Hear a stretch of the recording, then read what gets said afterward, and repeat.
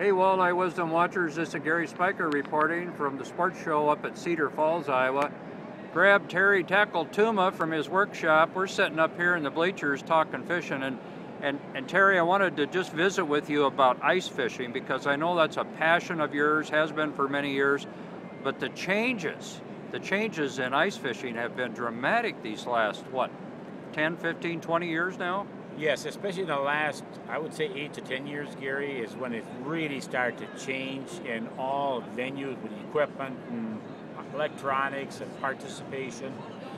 In fact, ice fishing is rated as the fastest growing activity in the U.S. today, and it's now considered a lifestyle, similar to downhill skiing. Oh my goodness.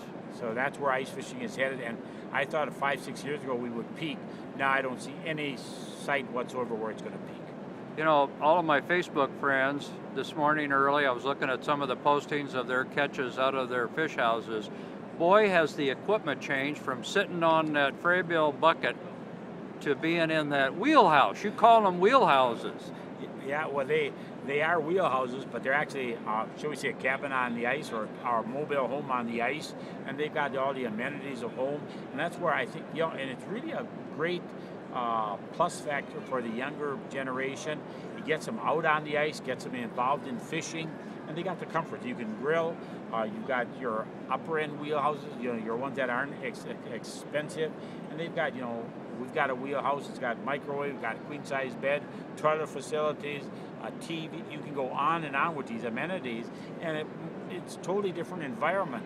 And I really believe that a lot of these people that are purchasing these, and that's entirely up to them, but fishing becomes secondary, just getting out on the ice and enjoying winter. That's really what it's all about. Yeah. And snowmobiling is not as popular as it used to be. Downhill skiing is the younger generation. I hear the comments, very expensive. And so people can enjoy upper Midwest or winters in the country by ice fishing. You know, you made a comment at this morning's workshop you asked us if any of us had used the new Nanofill line for ice fishing, and you were recommending, this is a tip now, I hadn't thought of this, you were recommending that we not use that type of line or that particular line for ice fishing. You want to tell us more about that? Yes. Nanofill, we use a ton of it for casting in the summertime on spinning reels. It's smooth, no memory. It's just excellent line, good strength. But what happens in the wintertime, Gary, is that when you have a fish on, it can be a crappie or a bluegill, doesn't make any difference, walleye or perch or whatever. But what happens is it starts to wear on the outside edge of that ice, and it sort of starts to fray the line. And enough ring, obviously, is going to break. Yeah. So it's never been intended for that. But I wanted to experiment with it just to see how it works, and it's great immediate application. But once you start to get to a few fish, then it can cause a problem. Okay. And so it's just an inside tip. Don't use it, but definitely use it in the summertime. Right. And what weight of line are you finding has been most productive for you in your hard water fishing? Is there any? Are you keeping it under 3-4 pound? Yes. For a tough bite sunfish, especially bluegills, 1 pound test. Yep. Which is with Fireline, that's not micro-ice Fireline, that's now considered a half-pound diameter. Okay. Crappie, generally speaking, 2 pound to 3 pound. Walleyes 4, 6, and 8.